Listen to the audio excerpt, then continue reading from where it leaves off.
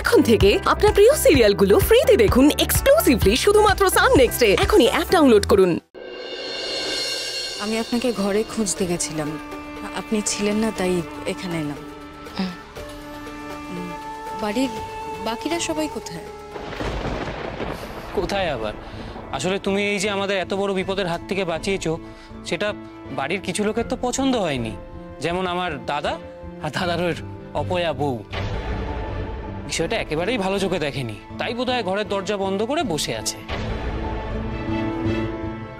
না না অতি আর বলো না, ওরা দুজনেই ঘরের ভেতর কি সব গুজুর গুজুর করছে। বাবার ঘরে গিয়ে গুজুর গুজুর করছে কেন? বাবার মাথায় আবার ওরা কি ঢোকানোর চেষ্টা করছে? না মানে আমি তো শুনলাম বাবার অনিম এই বাড়িতে থাকতেই চাইছে না। থাকতে চাইছে না মানে? কেন?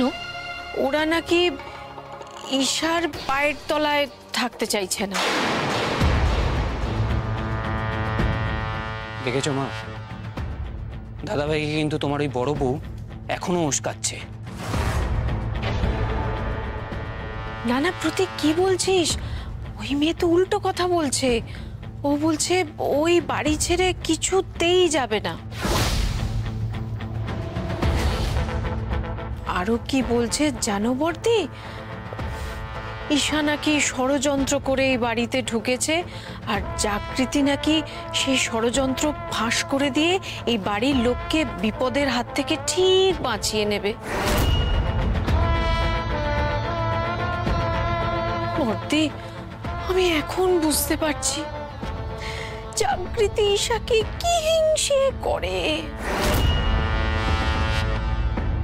আমি তো মাকে এটা কবে থেকে বলে যাচ্ছি, ও যত শত্রুতা ঈশার সাথে, সেই জন্যই তো ঈশাকে আগের বার বাড়ি থেকে বার করে দিয়েছিল।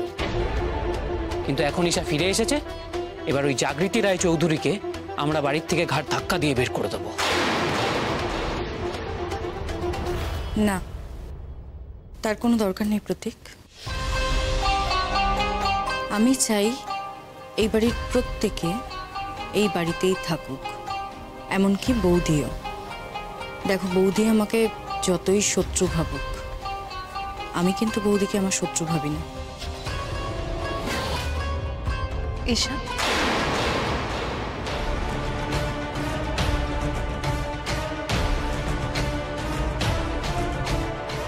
তোমার এটা কেন মনে হয় যে আমি তোমাকে শত্রু মনে করি?